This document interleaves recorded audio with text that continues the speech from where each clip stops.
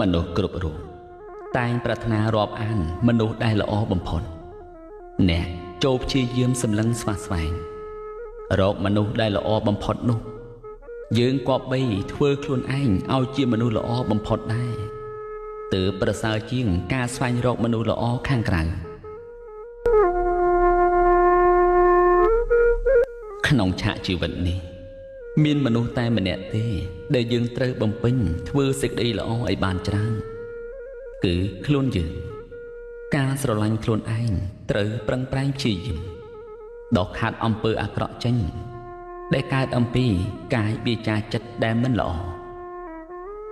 ដូចជាយើងស្ដារភក់ចេញអំពីបាតពីង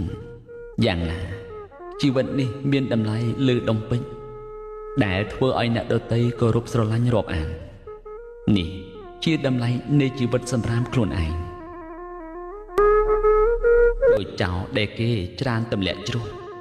ខ្យល់ជំនោរនោះល្អយ៉ាងណាក៏ឥតប្រយោជន៍ឥតមានបានការដល់ចោលដែលថាប្រសើរគាត់នៃយ៉ាងនេះណាចាស់ចរិយាឈឺថ្កាត់នានាចិត្តតែនឹងស្លាប់